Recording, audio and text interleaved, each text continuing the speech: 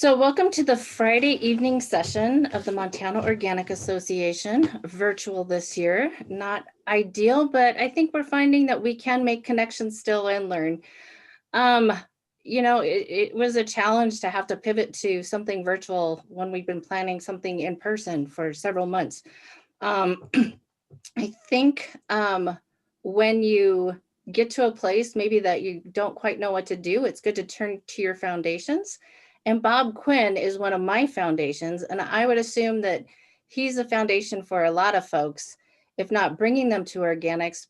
Maybe something he said has really resonated with them, and they listen to that and hear it. So 2 years ago, which is pretty much the last time I really got to catch up with Bob, he was promoting his book, Grain by Grain, and he went on a book tour.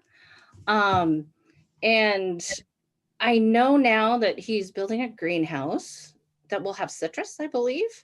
But other than that, I'm not quite sure what he's up to. So that's what I'm hoping we can find out and gain his wisdom in these interesting times. So thanks very much, Bob, for being here. And take it away.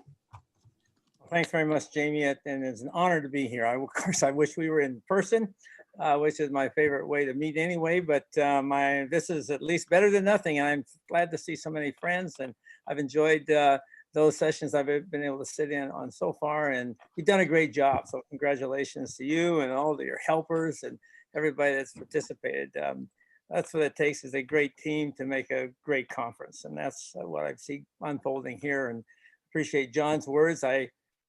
Why isn't John being considered for Secretary of Agriculture? I haven't heard his name mentioned, but maybe we should do that. I don't think one's come up yet, final, so maybe it's not too late. But anyway, if you got any friends in high places, might never hurts, right? Jamie asked me to just kind of review a little bit of what I've been up to, like she said, for the last couple of years. I don't know how many of you have heard my plans for a 3-year retirement. This was the last year of it. So some things have gone well and some things are still going, I guess you could say. The first year of my 3-year plan was 2018. We had a very successful conference of international conference in Bologna to discuss ancient wheats and land races and their connection with healthy food systems. We had people from all over the world. There was 125 people representing about 22 countries, and that was one of my dreams. And so it was really great to see that kind of come together. And they haven't had another one yet. They were planning one for this year, and the COVID monster showed up and disrupted lots of other things, including that completely. Anyway, there was a lot of excitement. So I really enjoyed that. The second big project I had for that year was to rent out my farm. I figured after 40 years, I'd come back to the farm in 78. So this is the 40th year. And I figured that was enough. And it was time to turn it over to the next generation, let them have a turn. I had my turn. It was longer than my father's turn, longer than my grandfather's turn. And we celebrated the 100-year anniversary of our farm. And that was another casualty of the COVID shutdown. So we might be getting together next year for the 101st anniversary and celebrating 2 anniversaries at once, I guess. I don't know. But anyway, it's been 100 years since my grandfather started. And like John was saying too, ours isn't the biggest on the block, but we're still going. And after 3 years of converting to organic, my experience was we were able to pay off our operating note and haven't had one since. So that's been a great blessing to us and our family and our farm. So I was able to rent it to 2 of the fellows that had been working for me, one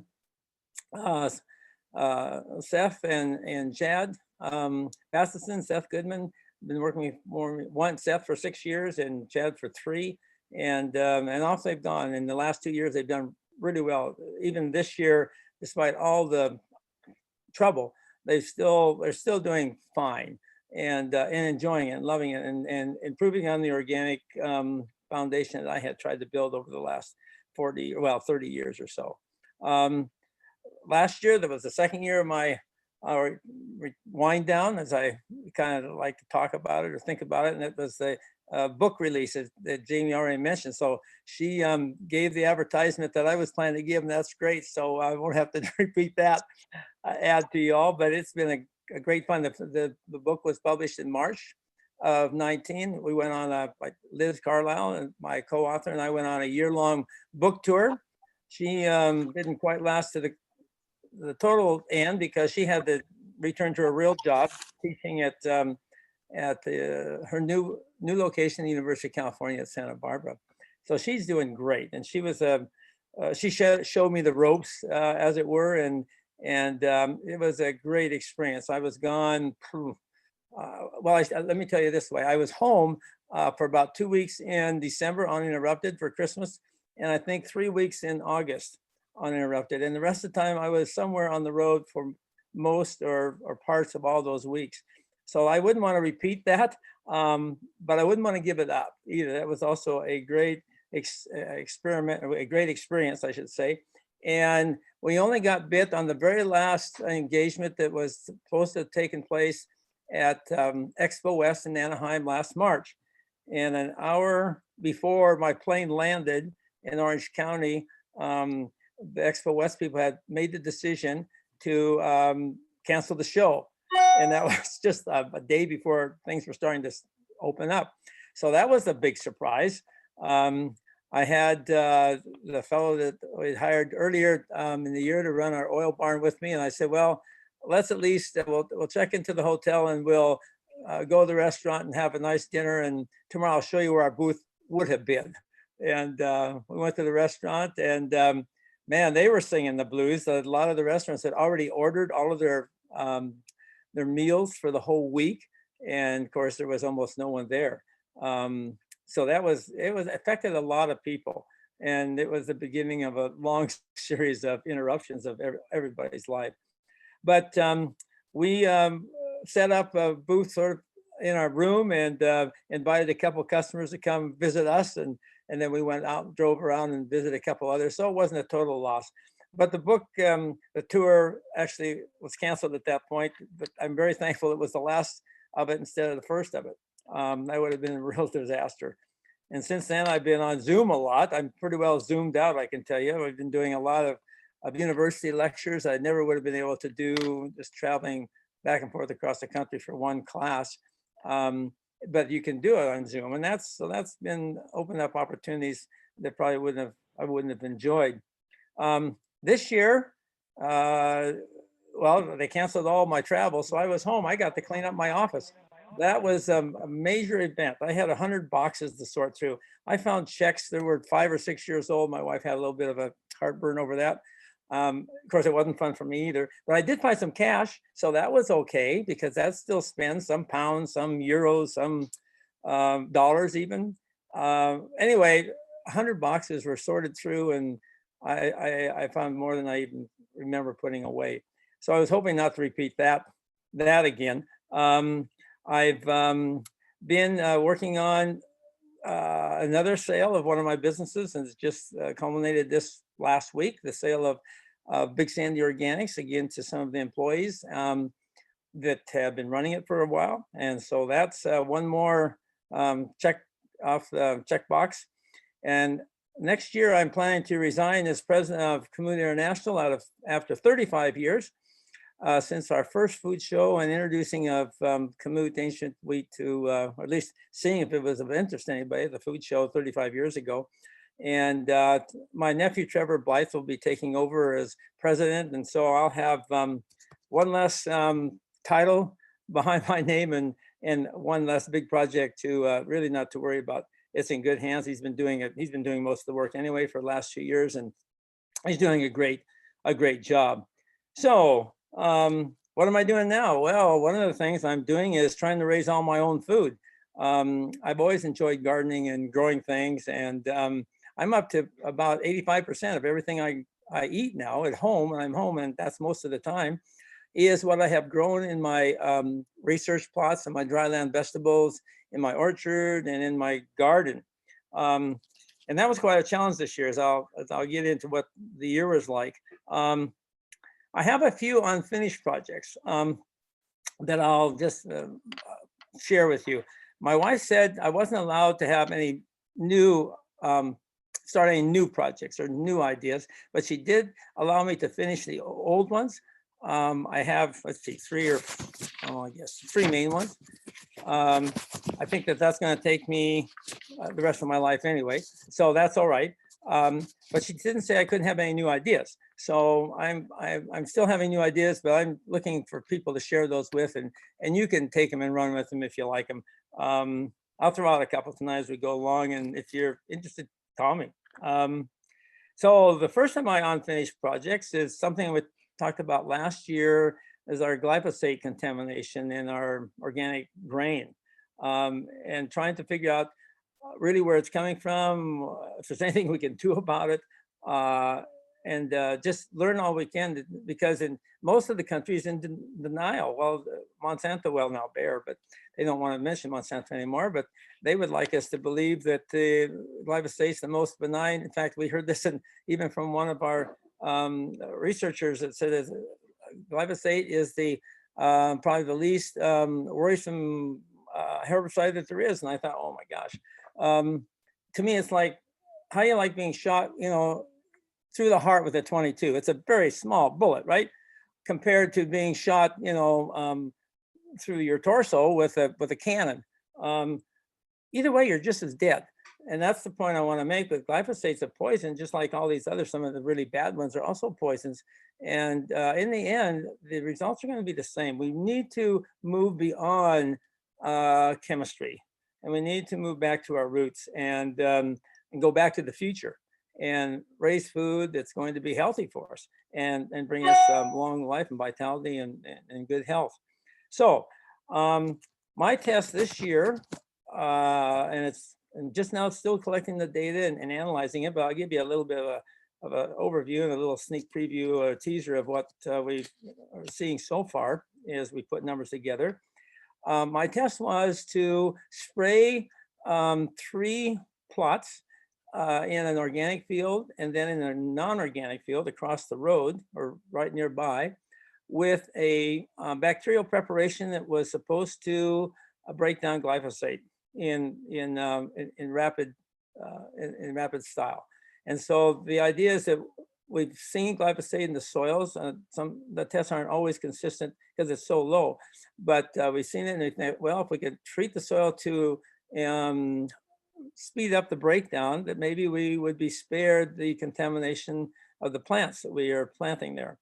And so that was the trial. We had 3 plots that were sprayed and 3 controls that were not sprayed, so that we could, with 3 repetitions, we were hoping we would have something we could publish in the end of this whole experiment.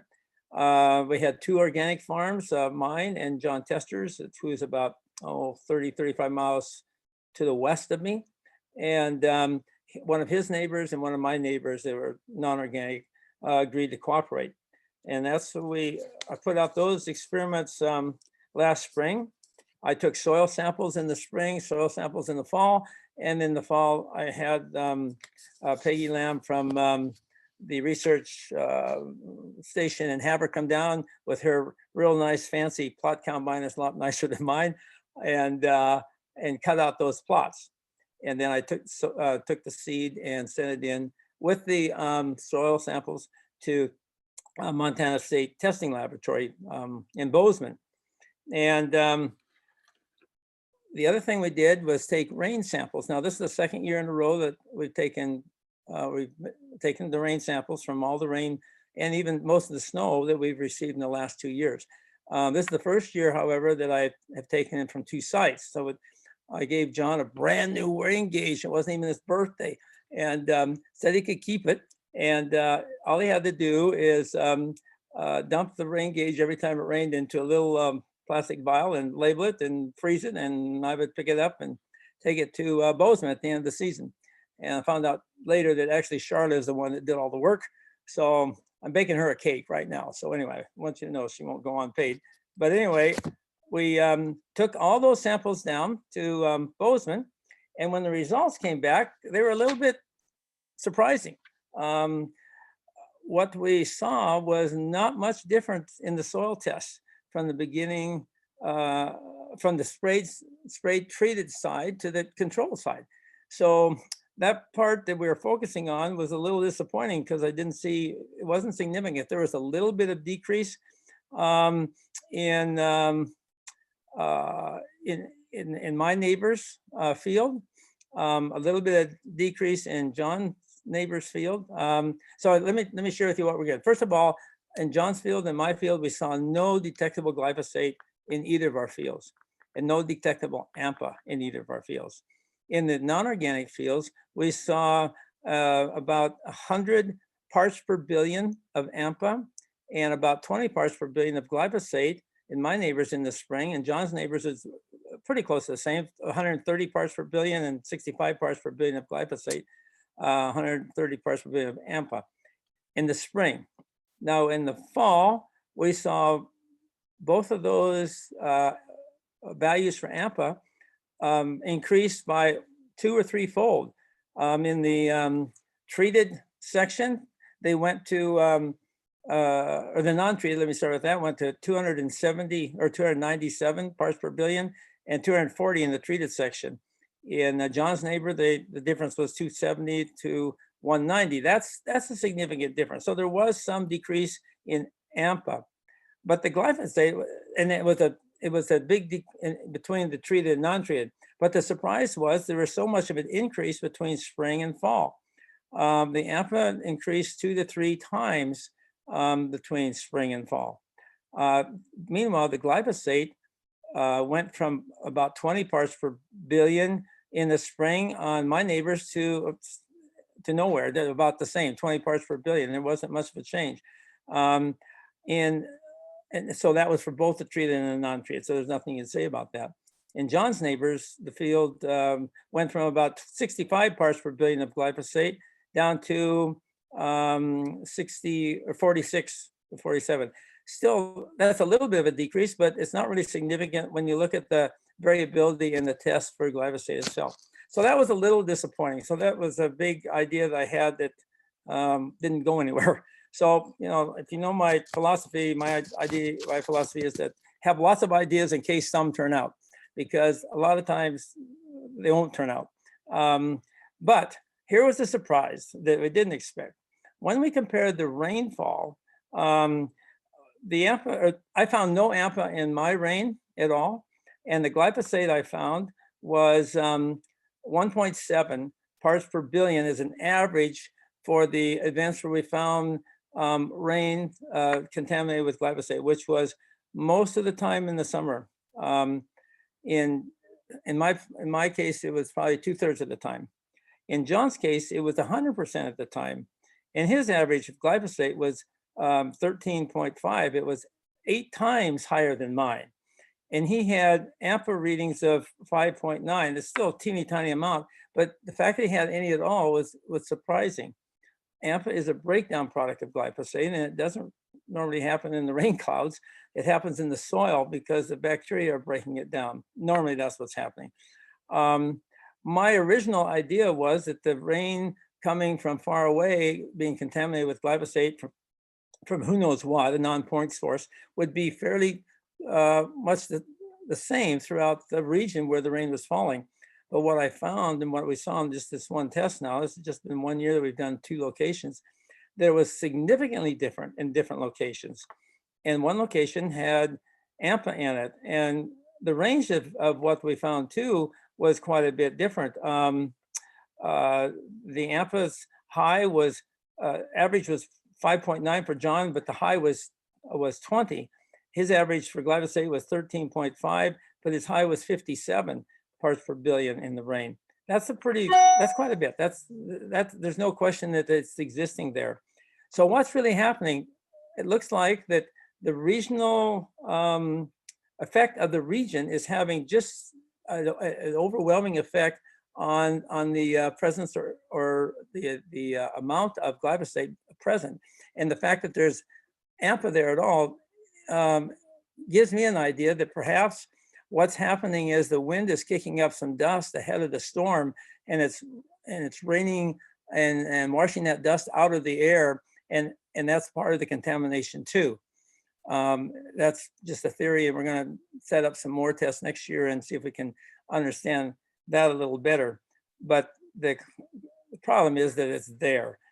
We found glyphosate in all of the grain samples. My grain samples and my neighbors were nearly the same, in the range of 20 parts per billion. John's samples and his neighbors were also very close. John was in the 30s and his neighbors are high 20s, and his neighbors was in the mid 30s. So the neighbors were a little bit more, but since there was so much more in the soil, I would have expected more contamination in the grain, and we didn't see that. So that leads me to believe that the effect of the rain was greater by far than the effect of the glyphosate in the soil.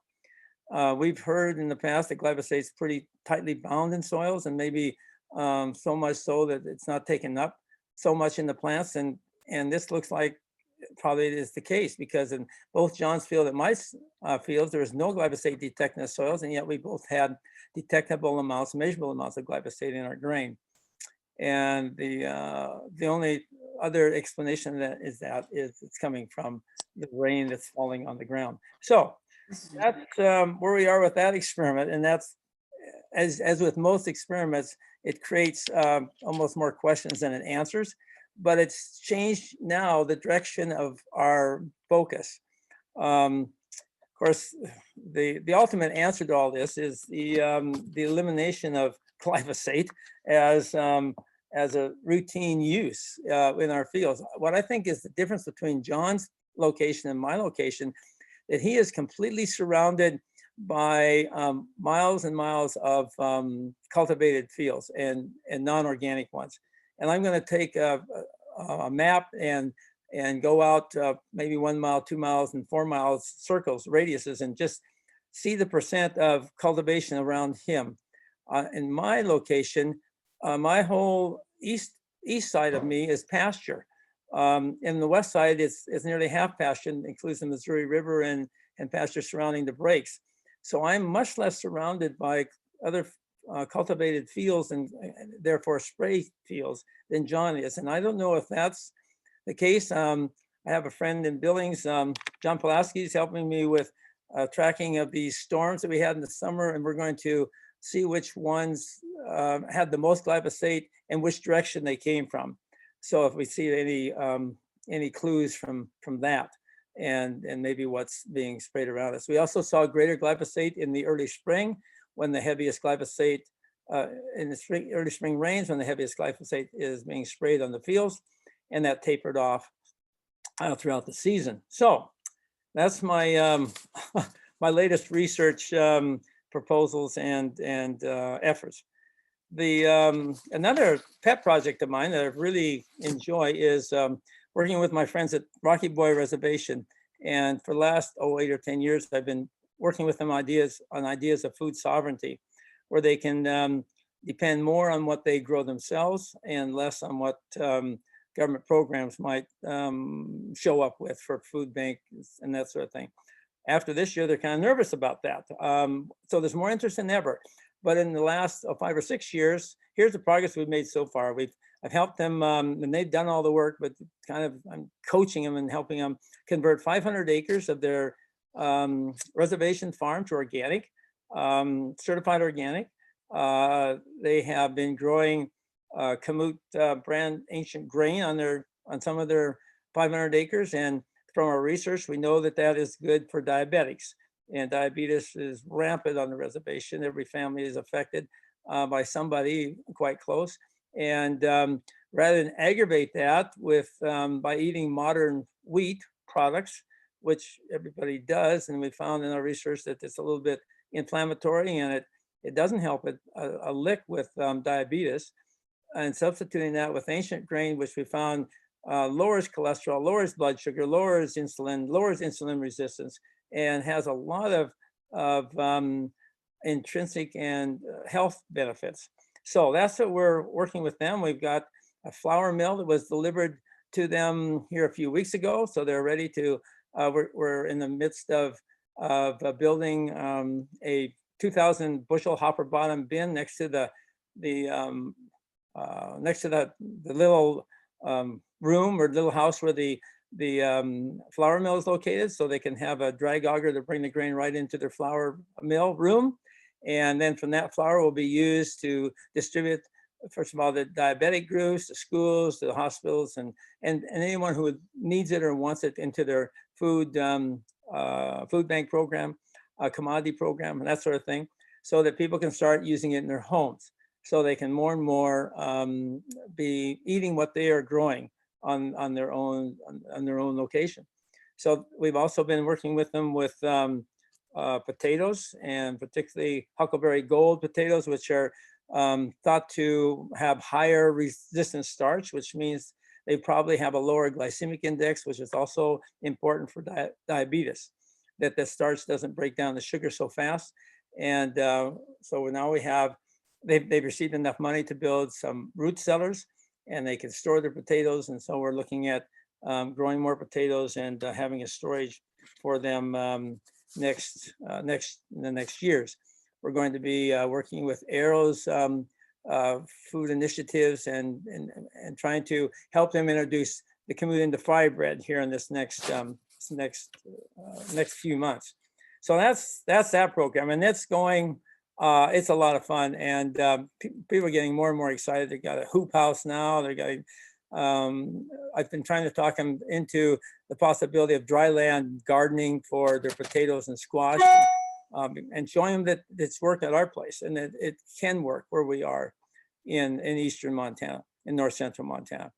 So Jamie mentioned the next project I've been working on, and this is kind of my dream retirement project, and it's a subterranean greenhouse. Rather than go to Arizona like my parents did and my sister did, my grandparents even went in the winters, I was thinking, well, maybe I'll just bring a little Arizona to me. And so I'm going to dig down in the ground, which I've done now, 5 feet. And I've been working with the outfit in Nebraska called the Greenhouse in the Snow. If you want to look for yourself, I've been down there 3 times and visited with the owner and the designer of these things. It's kind of a kit that you get, and you put it on top of the hole that you've dug in the ground. And then you put pipes down into the ground 10 feet deep, and suggest 250 feet of these 4-inch pipes for every 6 feet of greenhouse. So I have a 90-foot greenhouse, 90 foot long. It's going to be about 17 feet wide. And they suggest one 4-inch pipe for every 6 feet. So I've got 15 pipes that'll circulate air. So it'll be geothermal, completely geothermal controlled. And I will have a fan on there to bring in 50-degree air, which will warm the greenhouse in the winter and cool it in the summer. We'll have a little help with the cooling in the summer. We'll have some windows you can open, but that's the idea.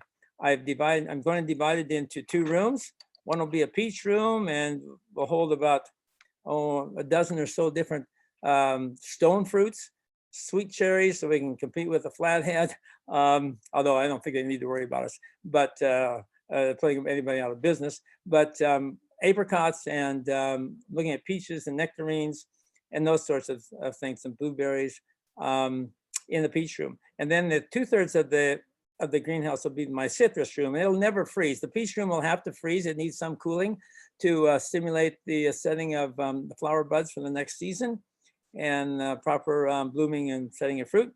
And the citrus room, or my orange room, will be the other 60 feet, and it'll be set up never to freeze. It'll be a climate imitating about zone 9 or 10. The peach room will imitate zone 6 to 7, in that range. And in the citrus room, the orange room, I'm looking to have oranges and lemons and limes and grapefruit and olives and pomegranates and avocados, and I'm just gonna have a lot of fun. I started not as early as I hoped this fall, and of course, as you all know, in Montana, we got a little bit of an early winter, not as early as last year, thankfully, but it did shut us down just as we were getting ready to pour the footings.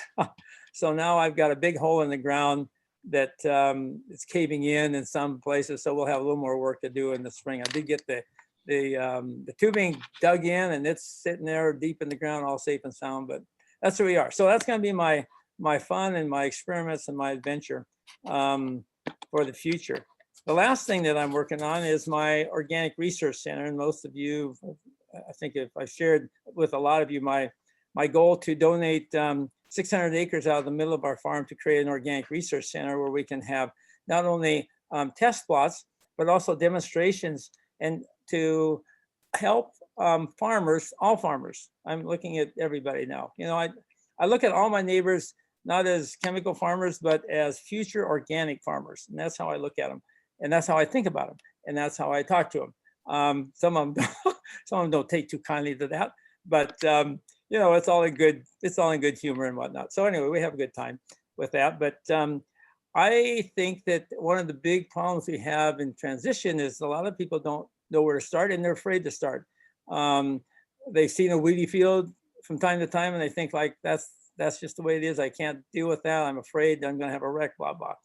And if we can demonstrate to them close up, different types of rotations, different types of weed controls, different kinds of soil building plants and crops, I'm hoping that that will be an encouragement. We also hope to have a full-time extension type person on deck to be available on the phone all year round, be available to go visit farms that are not too far away and help them analyze transition questions, or even organic farmers that have been that way for a long time and the problems that they may be having. Because the other thing we want to do is help organic farmers, regenerative organic farmers, stay that way and not get discouraged and have to give up because they've run into a problem they can't solve.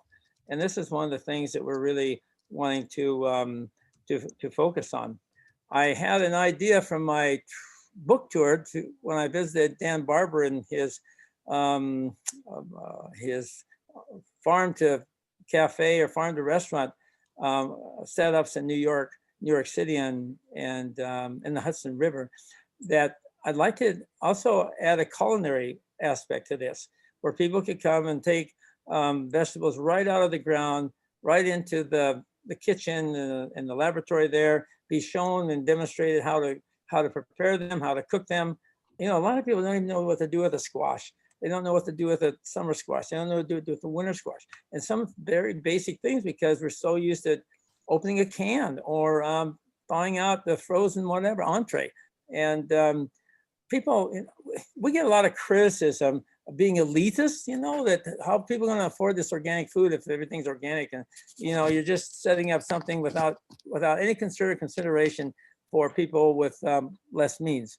And I think that growing your own food or buying fresh food right from the market, more farmers markets or right out of the store, that's not prepared in any way, is a way that you can eat and affordably, and just as affordably as those that are with less means, because they're not buying the prepared stuff and the high prices for that, which, you know, can be a lot of money.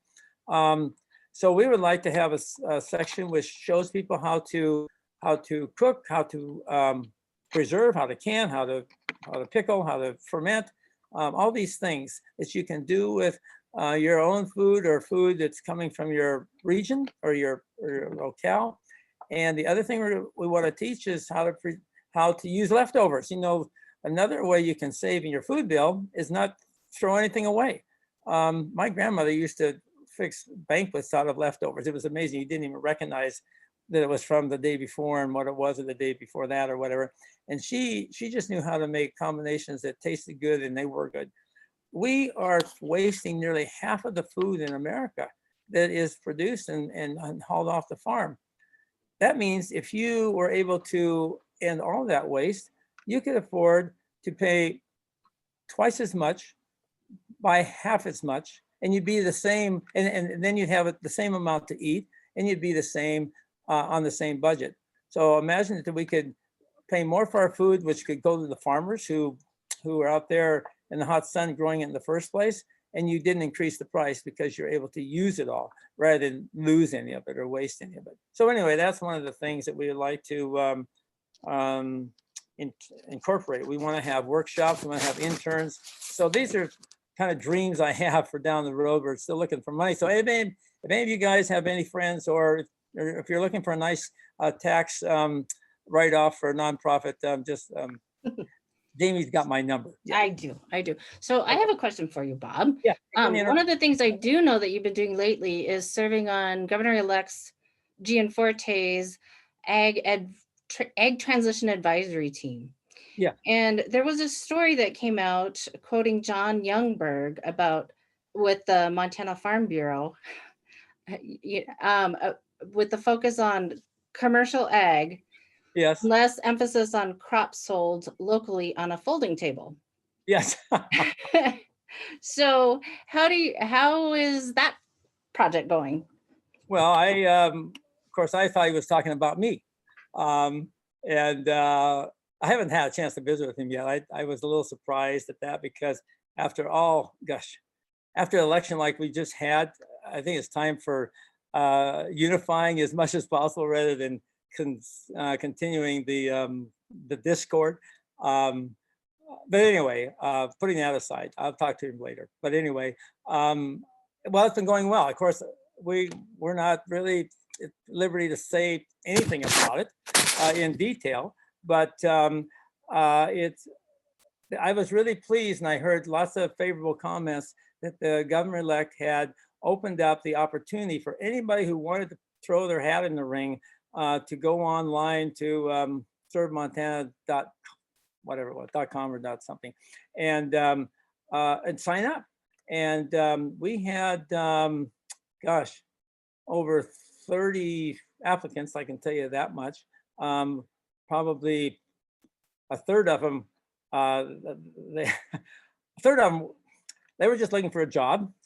Can I say it that way? Some of them were just fishing for a job, but that's okay. At least people were involved. I think that's really good. At least that we looked at a lot of applications from all walks of life, and at least people are still wanting to be involved. And I think that's really important. And I would really encourage, if that's happening again, don't be afraid to put your hat in the ring. I mean, somebody has to be picked. So our job was to narrow the field down to a reasonable handful that the governor-elect then would interview himself. So we are not making the final decision. We were kind of a screening committee, and we're making recommendations, but he's not bound by those recommendations. He could still, if he saw something he really liked, he could interview him at least. But I was very encouraged. We had some very, very good applicants. We had some that didn't show up that I made a couple of calls, encouraged to put their name in.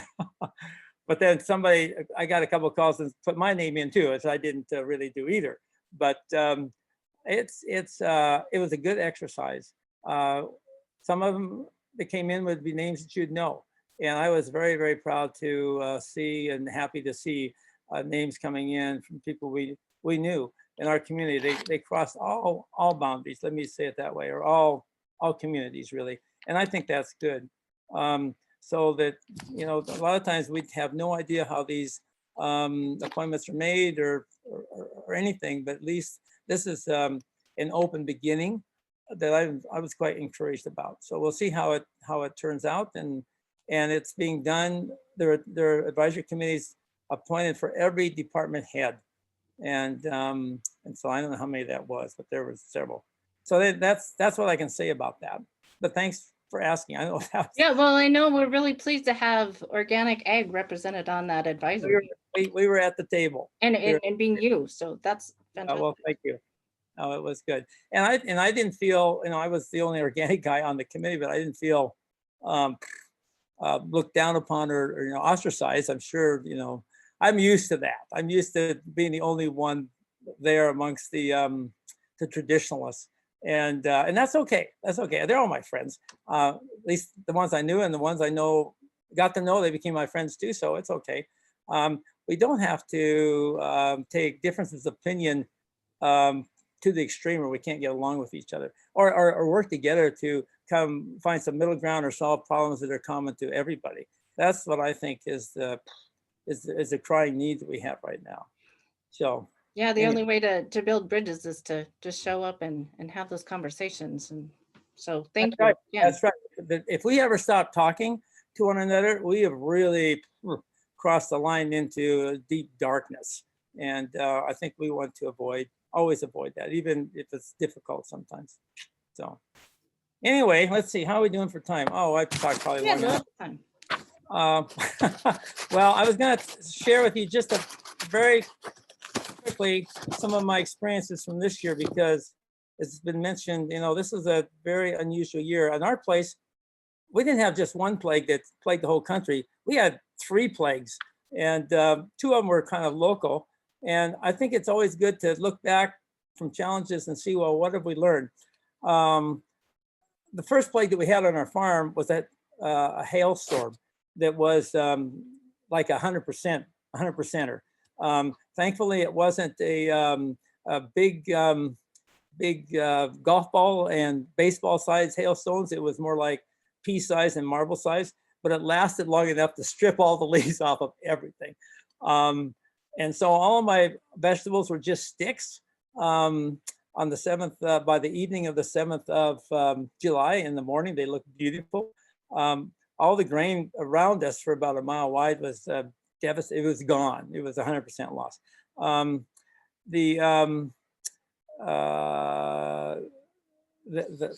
So but what happened after that? The grain was gone for good. I mean, it didn't come back. All the vegetables came back, and within 3 or 4 weeks, they had re-leafed out from their sticks. Almost all the plants, even most of the vines, leafed out again and were blooming and starting to set fruit. And I was pretty excited about that. And to me, it's one more reason for diversification. So all my grain crops are gone, but the safflower wasn't destroyed. It certainly lost a lot of leaves, but it resprouted. But it survived, and the wheat and the barley were just flattened. So anyway, it's good.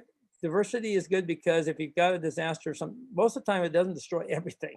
But then we had a second round, a second plague. So I'm starting to wonder how far we're going to go. I was starting to feel a little bit like Ramses. He had 7 plagues. We only had 3, so I felt a little bit, not quite as bad as he did. But the second one showed up in the form of grasshoppers. And I had been hearing a little bit about the grasshoppers down on the river. And, I've heard of that before in different years. But all of a sudden, at the very end of July, they showed up in force at my house. And they were, it was the same plague that we had in 1988. So it's been 32 years since we'd seen this many grasshoppers. I counted and calculated just from a square foot. I figured there was 4 or 5 million per acre. And there might have been more than that, but they were just crawling everywhere. On every plant was loaded with grasshoppers, and they just started devouring everything. Now, 32 years ago, in 88, we had the same thing happen. I called up my friend Dave. Oh yeah, I forgot who I talked to. Maybe Jim Barngover, my friends at that point, who helped me, my mentors for my organic experiments. This is the second year of my experimentation now on my farm. And I said, my gosh, what do you do for grasshoppers? And they said, because I knew what the chemical guys did. And I was about half chemical still at that point. And we just had malathion sprayed on our fields, and everything was dead just in a snap of a finger.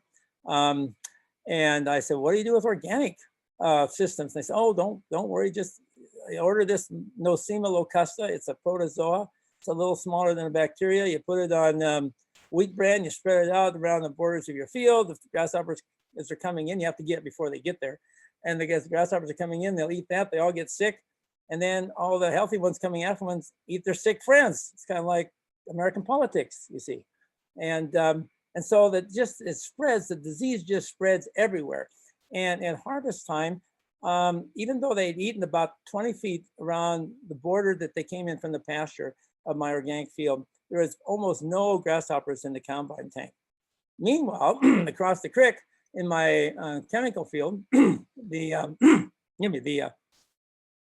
the grasshoppers came back the second wave. So after the malathion kind of dissipated, then all their friends showed up, and they finished they started munching again. They didn't destroy the field completely, but there was, at harvest time, there were more grasshoppers in the combine tank than there was grain. It was already a drought year, so there wasn't a very good crop anyway, but we couldn't afford to spray twice.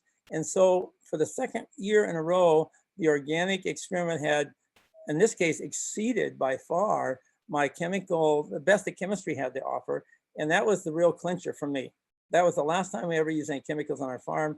I became a true believer, a total convert at that time, and enthusiastically supported organic systems everywhere I went.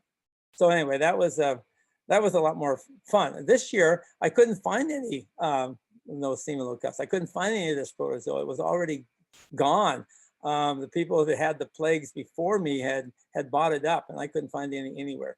So I just had to wash my potatoes and my onions. They ate down in the top of the onions, and then onions have quite a large stem. They ate right down the stem to the root of the onion, eating the whole bulb. They couldn't do that with the potatoes because potatoes, you know, they're buried with very slender stolons and whatnot going to the main plant. So they couldn't find the potatoes, but they ate almost everything else. The tomatoes were about the last thing they ate. I had a few tomatoes, a couple squash that survived. By the early September, they just they started to diminish, but they ate the bark off my lilacs. They ate the edge of the apple trees. They ate the apple tree that was closest to the edge, closest to the grass. They ate all the leaves off that and half of the apples. So it was, I've never seen anything like it. The poor lilacs, they thought they'd been gone through winter and they were so devastated, and they started to bloom in September when the grasshoppers quit. So it was just a horrific year. So, but here's the silver lining. When I had very little harvest, but when I went out to dig my potatoes, I had just about 75% of a normal crop of potatoes, because they had cut off maybe the last 3 weeks of the growing season, and destroyed all the potato plants. So they had destroyed them a little bit early, but most of the potatoes had matured at least up to 75% of the crop. I had a couple different varieties. I had a early red and a late red. The early red was almost like 85, 90% of the normal crop, because they had matured earlier. The late ones were almost 50% of a normal crop. So that was an eye opener, and so I'm going to discontinue my late seeded red potatoes and just go with the early stuff and reduce my risk, my exposure. So anyway, you can always learn something, and again, diversity is a key. We were able to have a whole garlic crop saved because the garlic was ready to dig before the grasshoppers showed up, and the hail didn't destroy it that bad. The sour cherries also escaped the hail, and we were able to harvest all of those before the grasshoppers came. We had to harvest our grapes early, a week or so early, because the grasshoppers were starting to eat them up and suck the juice out. We got most of our apples and almost all of our pears. So we had a great pear year for the first time, and so we had a lot of fun with our orchard, and that we got most of the fruit from our orchard, but most of the vegetables were destroyed. So again, I really think it's another shout out for diversity and the importance of that, because the more diverse you are, the more stability you have. And that's, you've heard me talk about that idea before. So we have a couple of comments here from Jim Barngrover. He said he remembers so well the grasshoppers of '88. Yeah. But he notes that what he saw this year in your neighborhood was far worse. And unfortunately, the Semaspore Nocusta locema was not available. Yeah.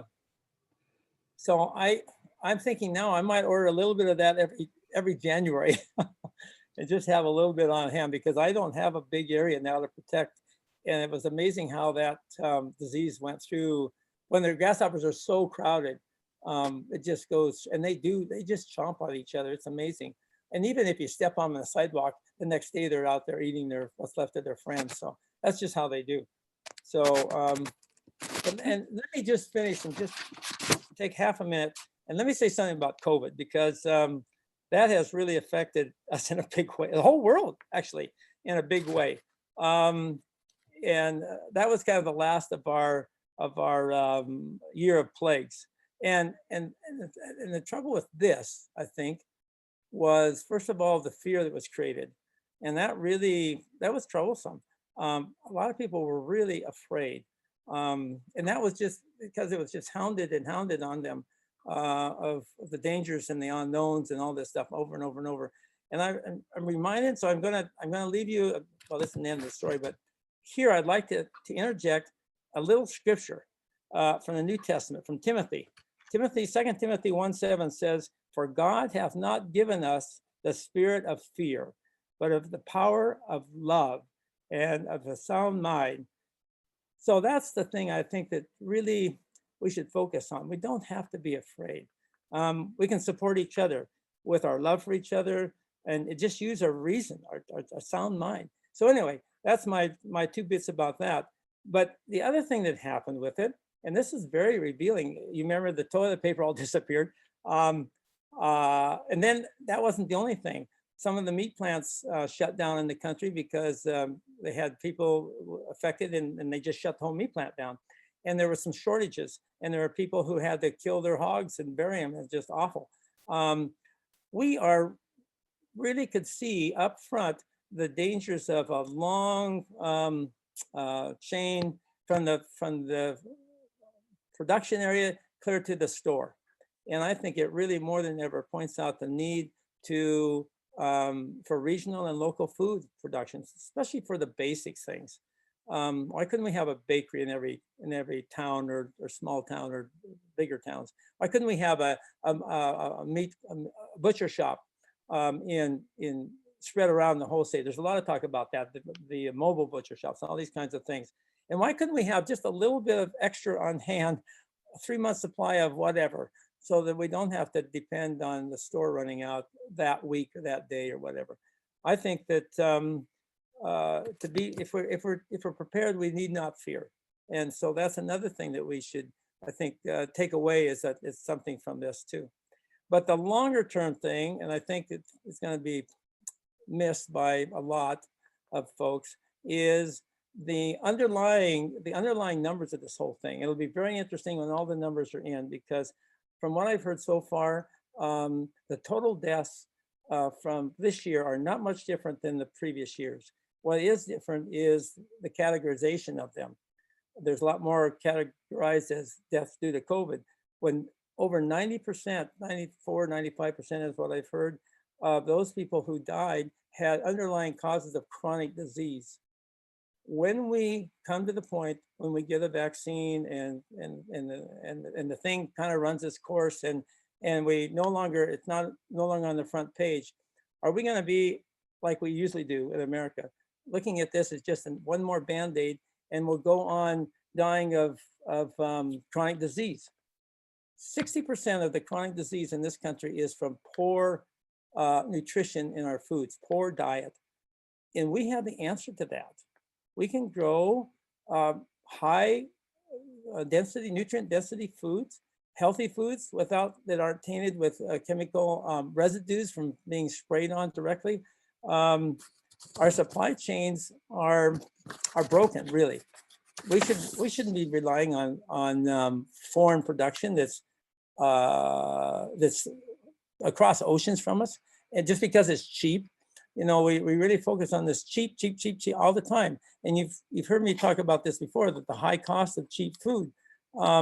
It's time really to look at a different solution of this, and not say, okay, now that the panic is over with COVID, so we can go back to dying of just plain old heart disease or plain old diabetes or whatever.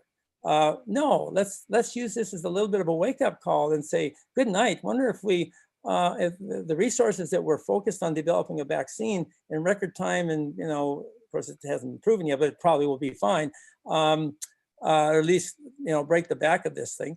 But why don't we focus a little bit on the longer term thing rather than just a Band-Aid? Let's look at the cause, the underlying cause of this. Most of those people wouldn't have died if they'd been in good health in the first place, and most of them would have been in good health if they had better food and better diets. So anyway, we hold the keys to these kind of things, the keys to bringing vitality and you mentioned, John Tester mentioned it tonight, and stability back to the farms and the farmers, vitality back to our rural communities instead of seeing them in constant decline, the reduction of pollution of our own country and of our planet, of climate change, the sequestration of carbon that can happen with organic regenerative organic systems, and finally, the real key to the stopping of the advance of chronic disease.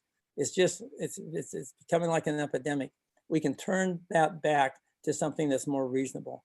And so anyway, I appreciate sharing those ideas with you, and thank you for being involved with that. You're part of the solution. So let's be more of a part of the solution rather than part of the problem, and encourage more to join us. And I wish you well, and have a great rest of the conference, even though it's almost all over. I hope you enjoyed it. And thanks again, Jamie, for all you've done, and all those that have preceded us in this event tonight have done to make this a great conference. So if there's any other questions, I'll be glad to. Yeah, we do have a couple. All right. Okay. First of all, Steve Dagger notes that CMIS 4 has a 6-month shelf life. If anybody. Okay, that's good to know. So you can't use last year's. That's what that means. There's a sweet spot in there. Okay. And do you have any thoughts on why the grasshoppers were so bad this year? Well, that's a very good question. No, I mean, the easy answer is no, other than it must have been a perfect conditions for hatching and for survival. Most of the time when grasshoppers hatch out, they hatch out in the springtime when it's cool and wet. And if they get wet and they get disease and they just die by the billions. When it's dry, however, so grasshopper plagues normally come with drought, because if it's hot and dry in the spring, at the beginning of a drought, then a lot of those grasshoppers are surviving. And some people think it's kind of nature's way to denude or defoliate, or at least reduce the foliage on trees and bushes so that they can survive a drought, so that they can take their leaves off and they can just store their energy in their little buds and just wait it out to next year. And so that's why they usually come with droughts. But the last couple of droughts we've had in Montana, at least in our area, they have had in other areas, but in our area, we haven't seen the grasshoppers. So we missed that. But this year they came back in this vengeance. And as Jim said, I mean, they were just, we would walk through our fields and it'd just be waves of them, just like parting of the water in front of you as you walk. It was incredible. So I think that it's just perfect conditions for their hatch and development in the most affected areas.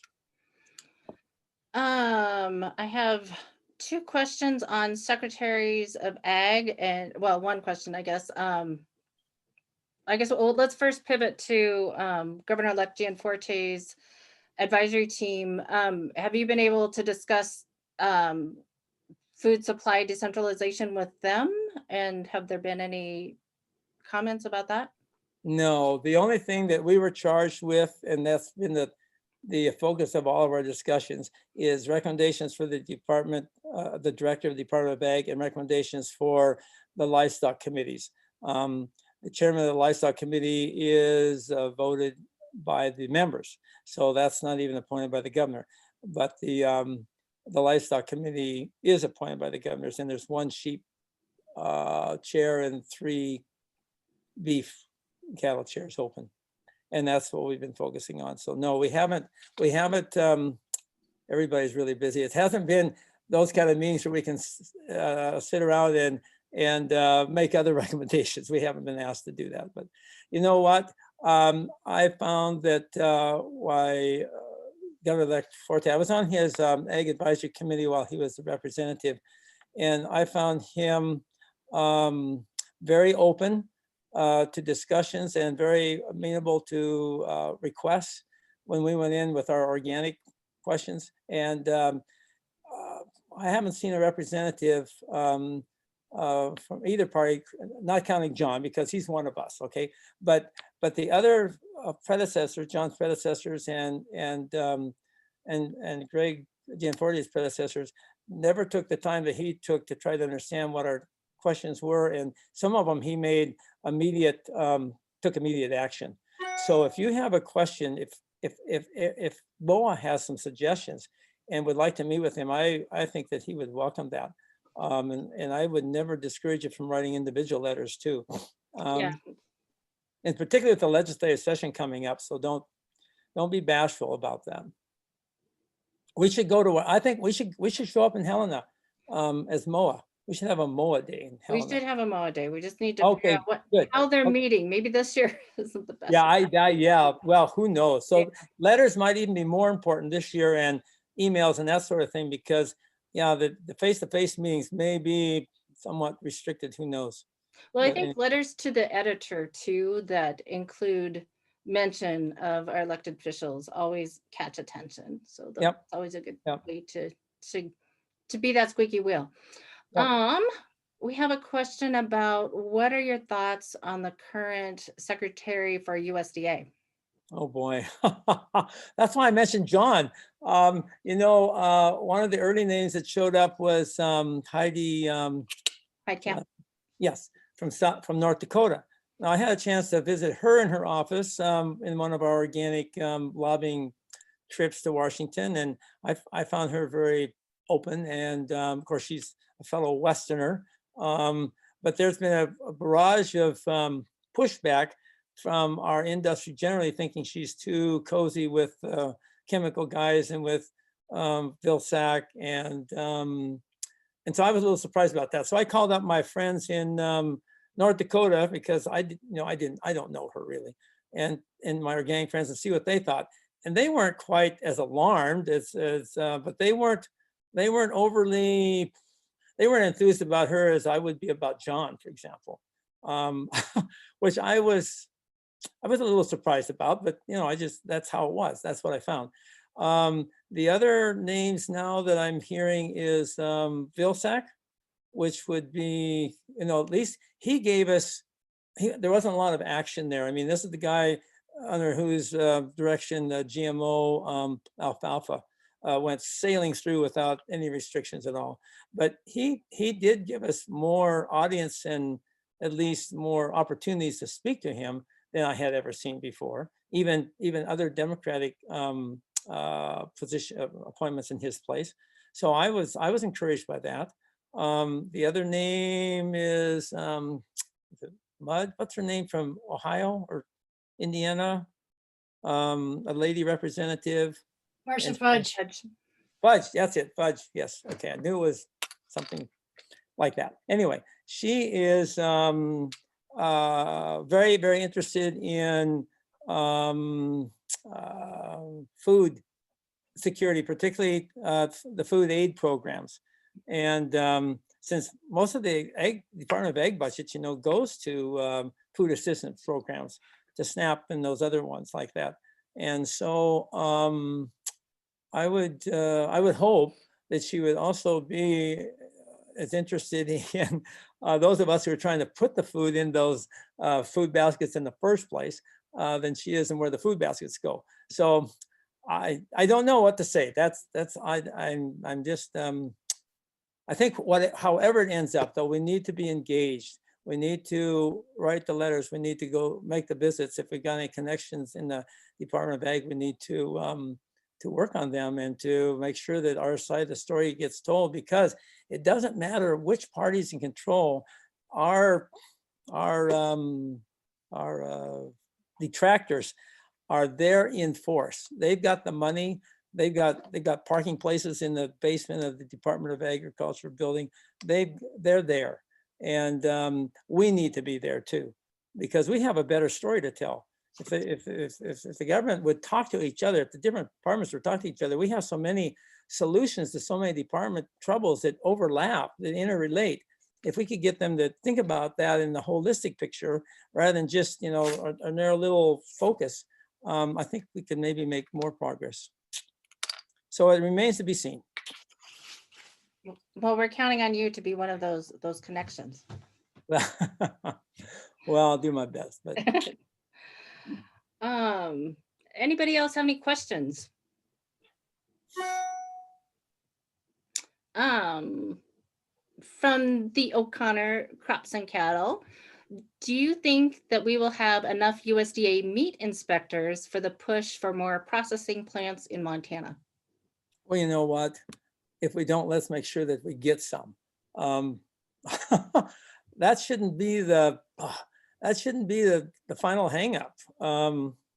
Boy, I think we need to have what we need to have to make this work, because it's one more opportunity we have to bring jobs and a local supply of food back to our state. We can't eat all the meat grown in Montana. We can't eat all the wheat grown in Montana, but heck, we're hardly eating any of it that is finished in Montana and slaughtered here or baked here.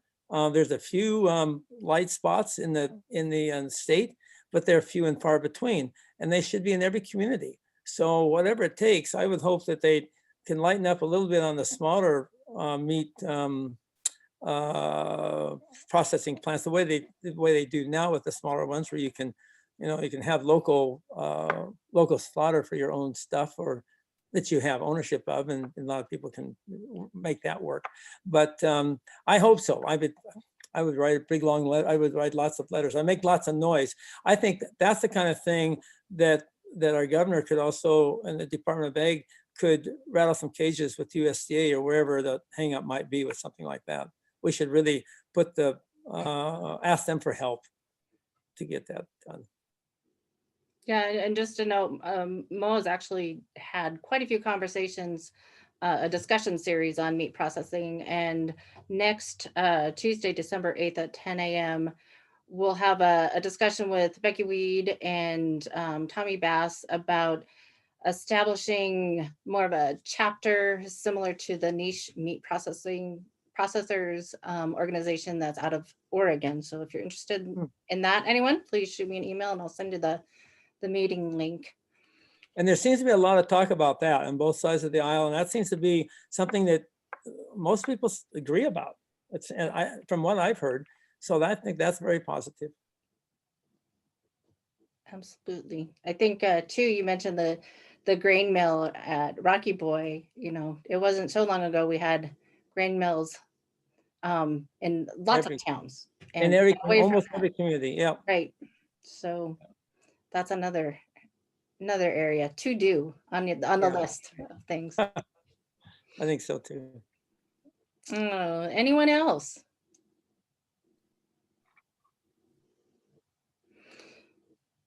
Well, Bob, thank you so very much for your time. It's always a treat and always an honor to have you.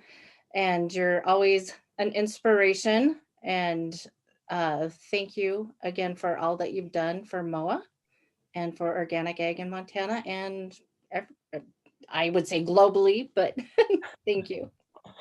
Well, thank you. It's been a great honor, and I've had lots of help along the way and lots of mentors that are also in this group, and I really appreciate that and the opportunity to work together. I think that's what it's about. And thank you again, and look forward to seeing you all when it's possible to meet up again. And until then, my door is always open and the soup's always on, at least within a very short order. So you're welcome to come. Thanks again, Bob. We have, just for research, we do have 5 student presentations tomorrow morning starting at 9 a.m. They have videos that they've posted online on MOA's YouTube channel. And I think the longest one is 18 minutes. So if you want to see what's new or what the young folks are thinking about research, their directions. And then we do have our MOA business meeting tomorrow at 12:30. We'll also be announcing award winners at the beginning of that for Lifetime of Service and Leadership in Organics for Montana. And then if you haven't already, please vote for the policy proposals. Bob was instrumental in getting, I think we have 12 proposals, 11 or 12, maybe 11. And also for the MOA board members. And if you need those links, shoot me an email and I'll get them to you. So thanks, everyone. Have a good night, and we'll see you in the morning. Thank you, Jamie. Thank you, Bob. Thank you, everybody.